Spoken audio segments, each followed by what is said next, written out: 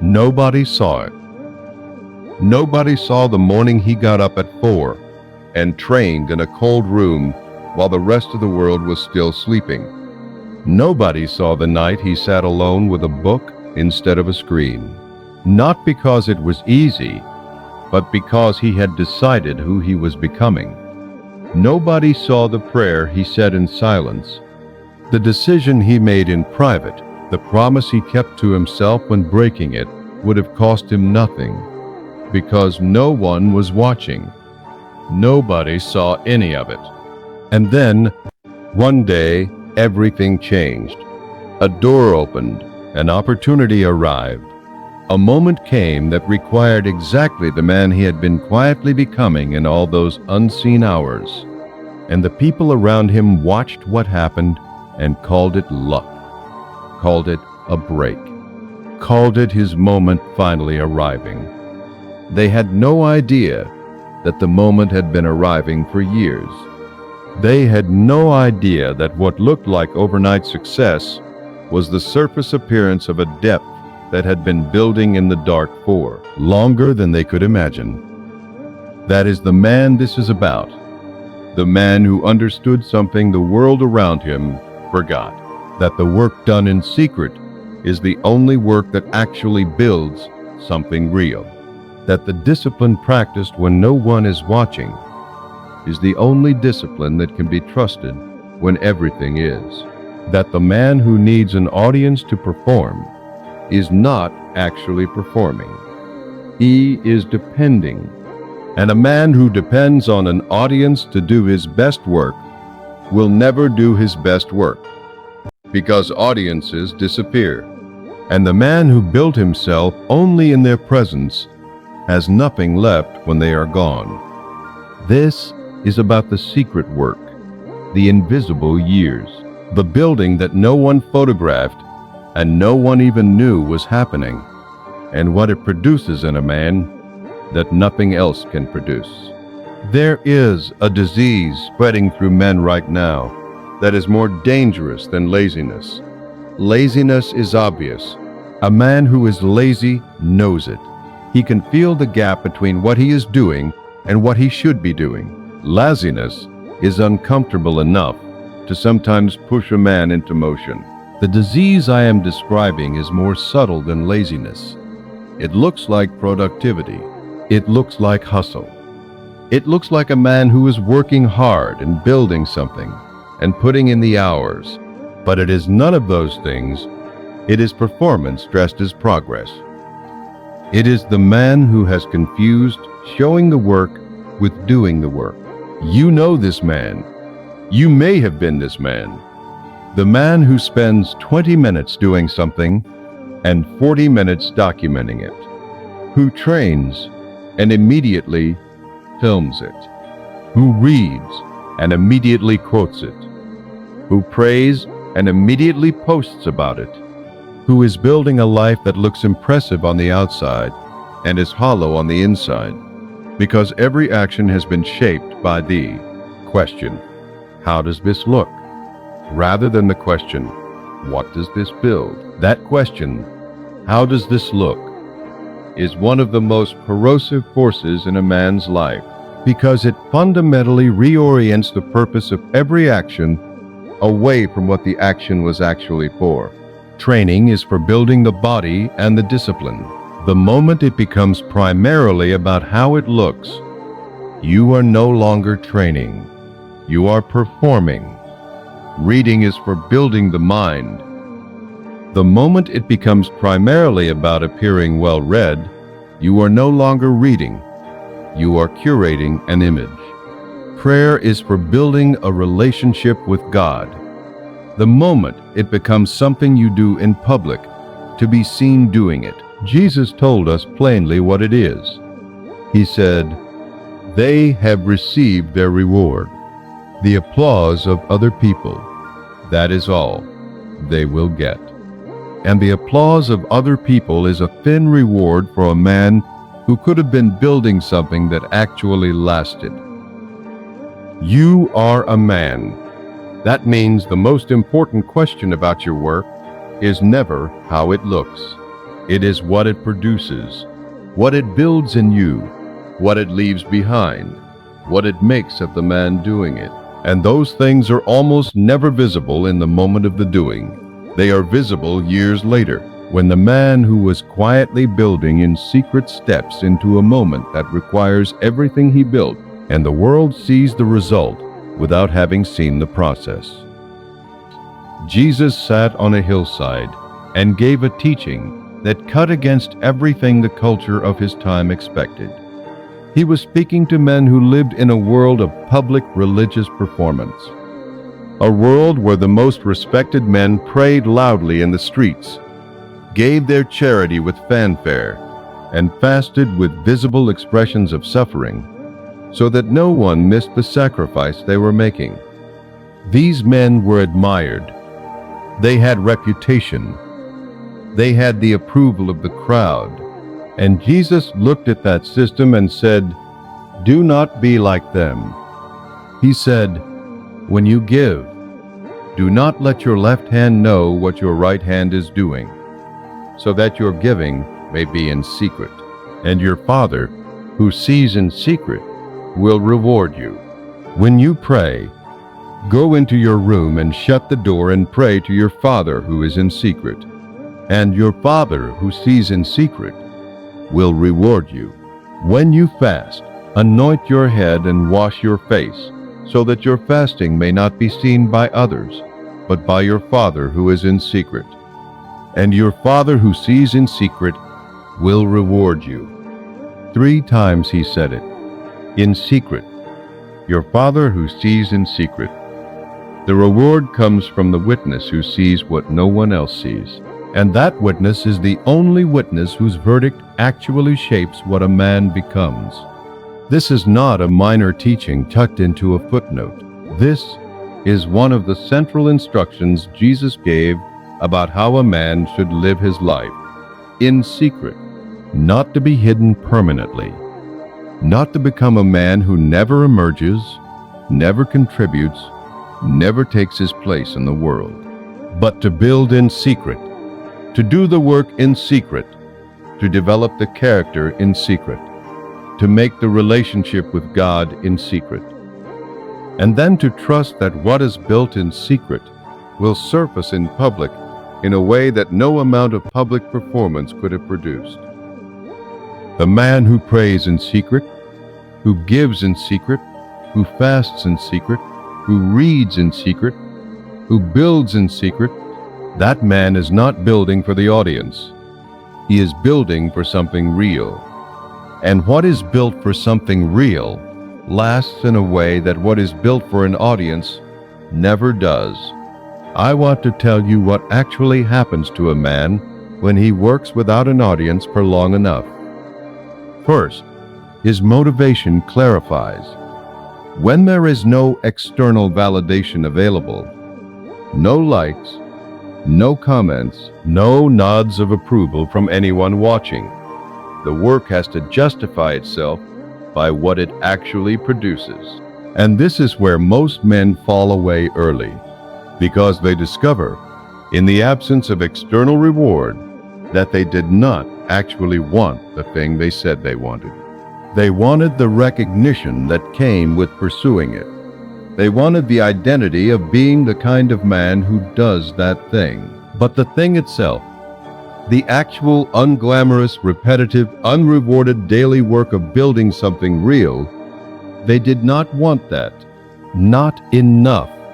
The men who stay, the men who keep working when the audience has gone home and the validation has dried up, and there is nothing in the immediate moment to justify continuing except the commitment itself, those men find out something important about themselves. They find out they actually want it, that the work itself has become enough, that the building has become its own reward in a way that no external validation ever fully was.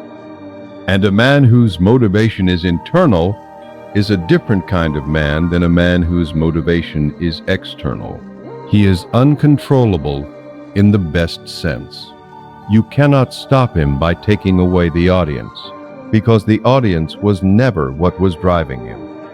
You cannot discourage him by withholding praise, because the praise was never the point. You cannot redirect him by offering him something shinier, because he has already decided what he is building, and he is building it. Regardless of what else is on offer, that man is rare, that man is powerful, and he becomes that man by working in secret long enough that his character reforms around the work rather than around the response to the work. Second, his skill compounds in a way that public work cannot match, because the man who works in secret is not managing how the work looks while he is doing it. He is only doing it. His entire attention is on the thing itself, the form, the quality, the depth, the correctness of what he is building. He is not allocating mental energy to presentation, or framing, or how to explain what he is doing to an audience. All of that energy goes into the work, and over months and years, that undivided focus compounds into a level of skill and understanding that the man who is always half performing cannot reach. The secret worker goes deeper, always deeper, because depth is where his attention has always gone. The history of men who changed the world is almost entirely a history of secret work. Isaac Newton spent the years of the Great Plague in isolation at his family home in Woolsthorpe. The universities were closed. The world was in crisis, and Newton, alone in the quiet of a countryside he had not chosen, worked. He developed the foundations of calculus. He worked out his laws of motion. He began the work on gravitation that would eventually produce the Principia, the book that would redefine humanity's understanding of the physical universe. He did all of this alone, in secret, with no audience, with no one documenting the process, with no validation available except the internal validation of a mind that knew it was arriving somewhere true. He was 23 years old, and the 2 years he spent in that enforced solitude were the most productive years of his intellectual life. Michelangelo spent 4 years lying on his back on scaffolding, painting the ceiling of the Sistine Chapel. Most of those years were years of grinding, painful, unrewarded labor. The scaffolding was so high that paint dripped into his eyes. The physical toll was enormous. He wrote letters describing the suffering of it, and the public, the people for whom he was ultimately painting, saw none of it. They saw only the finished ceiling when the scaffolding finally came down. They saw the result of 4 years of secret suffering and saw only the beauty. They had no access to the cost. Abraham Lincoln read by firelight in a cabin where he had no formal teachers and no formal school, and almost no books. He read what he could find. He practiced law by reading other people's arguments and taking them apart and reconstructing them until he understood them completely.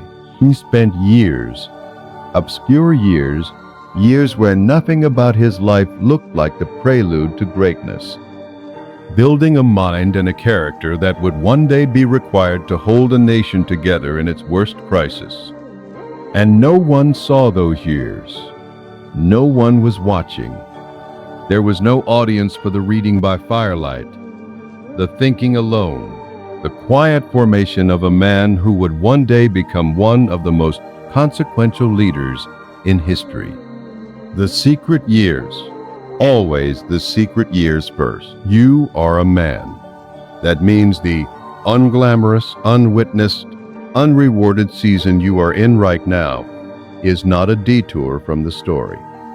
It is the story. The part they will not tell when they tell your story later, but the part without which there would be no story to tell. I want to talk about what the public moment actually requires, because this is what most men misunderstand about success and opportunity and the moments that change everything. When the moment comes, and it will come, for every man who keeps building, it does not come gently. It does not ease you in. It does not give you time to prepare in the moment itself. It arrives at full weight, full demand, full requirement. And in that moment, you will either have what it requires or you will not. There is no middle option. There is no chance to go back and build what you should have been building in the years before. The man who spent the secret years building will have it. Not because he was lucky, not because the moment found the right man by accident, but because a man who has been building in secret for years has been building exactly the thing the moment requires: competence, character, discipline, the unshakable steadiness of a man who has done the hard thing in private so many times that doing the hard thing in public is simply what he does. The man who spent those years performing will not have it. He will have the appearance of readiness without the substance. He will arrive at the moment carrying a surface that looks impressive and an interior that has not been built to the depth the moment demands. And the moment will reveal that. It always does. The moment does not care about your image. It only cares about what is actually there. This is why the man who works in public, who measures his progress by what other people can see, who adjusts his effort based on what is getting the most attention, who stops when the audience stops watching, never arrives at the public moment with what it requires, because he has been building for the audience's eyes, not for the moment's demand. And those are not the same construction project. Seneca wrote to his friend, "Withdraw into yourself as much as you can. Associate with those who will make a better man of you." The instruction is inward, not outward. Withdraw, go in, go deep, build the interior. Not forever. Seneca was not telling his friend to disappear from the world. But the priority is clear. The interior first, the depth first, the secret work first. And from that interior, from that depth, from that secret work, what emerges will be worth showing.